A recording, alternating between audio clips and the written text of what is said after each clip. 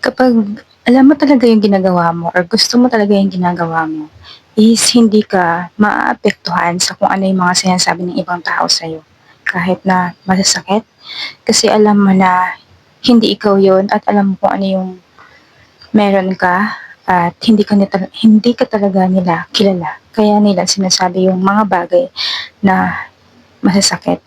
Or di kaya, yung mga sinasabi nila is reflection yun ng buhay nila at kung sino sila. At naghahanap lang sila ng merong um, mababalingan, parang ganun.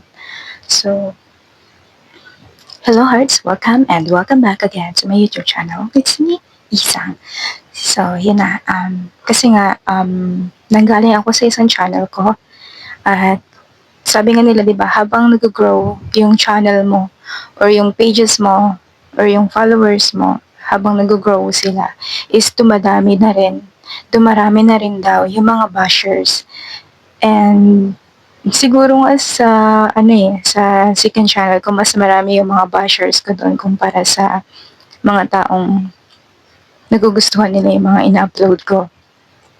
At alam niyo ba, hindi ako na-hurt sa mga sinasabi nila. At natutuwa ako kasi ibig sabihin nun may result yung mga pinanggagawa ko. So, wala lang, natutuwa lang ako sa kanila kasi may time silang mag-comment ng ganong harsh words, 'di ba? Kaysa pansinin nila yung sarili nila.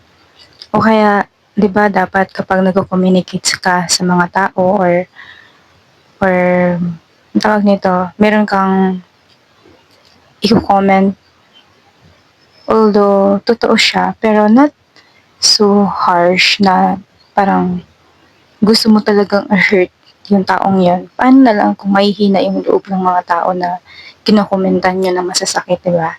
So, buti na lang hindi ako affected kasi alam ko kung ano ako. Alam ko yung sarili ko. Kilala ko yung sarili ko. Kilala ko ang sarili ko kung ano yung gusto ko. Kung ano yung gusto kong mangyari doon sa channel na yun. And yun nga, ginawa ko tong video na to for awareness din na kaya siguro, na-realize ko lang, kaya siguro na-hurt or nasasaktan yung mga tao kasi hindi talaga nila gusto yung ginagawa nila. Hindi nila gusto yung kung ano yung bagay na ginagawa nila ngayon. Either social media man or kung ano man yung profession na meron ka ngayon. Kasi sa totoo lang, kahit na saang trabaho, meron talaga mga toxic na mga tao sa paligid mo at hindi talaga sila nawawala. At na-realize ko na, oo nga no, kung kahit saan ka talaga, meron talagang mga masasamang tao na pilit ka talagang pinagsasalitaan or ginagawa ng masama kahit hindi mo sila ginagawa ng masama.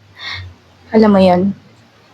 At 'di ba pinitawan ko yun yung profession ko before outside world and gusto kong mag-focus here on YouTube kasi ito talaga yung gusto kong gawin. And alam nyo, yun nga, sa labas kasi pag nag-work talaga ako, ginagawa ko talaga yung best ko at binibigay ko talaga yung heart ko doon sa work na yun. Pero hindi ako nakakuha ng maayos na treatment and ayun, wala ring nangyari. And kaya na-push talaga ako na i-follow ko kung ano talaga yung gusto kong gawin sa buhay ko.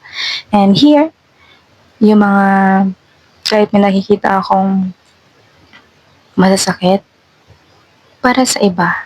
Oo, pagtitingnan kasi parang napaka-harsh talaga yung mga words nila. Pero hindi ako nasasaktan at hindi ako naaapektuhan sa mga sinasabi nila. Kaya pala no, ganun pala yun. Na-realize ko rin na kahit ano palang bato ng mga tao, kahit anong sakit yung binabato nila sa iyo, na sakit na salita or gagawin ka ng masama, as long as mahal mo, mahal mo yung ginagawa mo, mahal mo yung trabaho mo, hindi ka nila matitinag, hindi ka maapektuhan sa mga sinasabi or ginagawa nila sa'yo.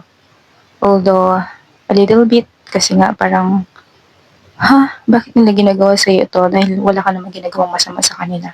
'Di ba? Parang, ano lang, parang nakakalungkot lang for them, not for you. Kasi alam mo sa sarili mo na wala kang ginagawang masama. Ayun nga, ganun pala yun.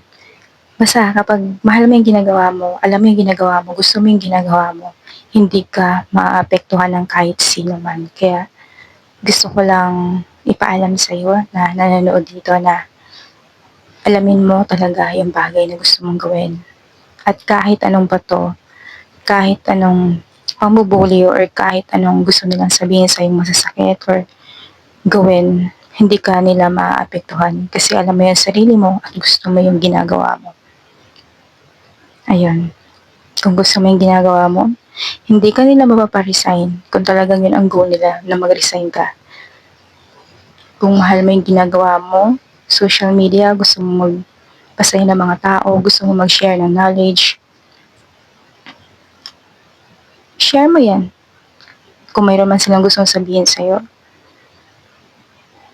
hindi mo nakasalanan yun kasi lalo na kung wala ka namang ginagawang masama.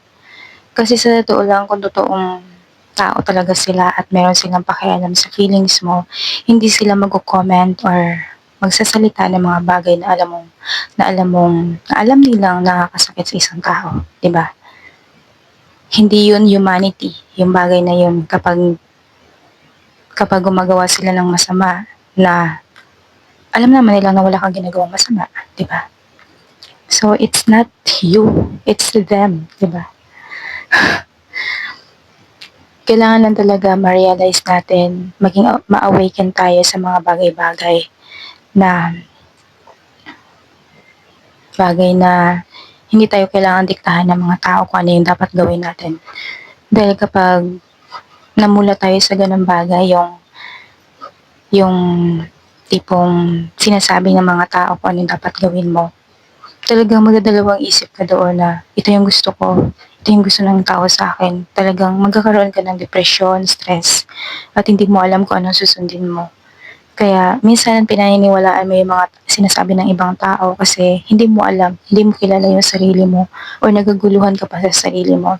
Pero yun nga, sinabi ko kanina, na kapag alam mo ang sarili mo, yung gusto mo, kilala mo ang sarili mo, hindi ka matitinag ng kahit sino, kahit ano pang sabihin at gawin nila sa'yo. Basta kilala mo ang sarili mo, hindi ka masasaktan. So, I think that's all for today's video. Thank you for watching. Please like and subscribe.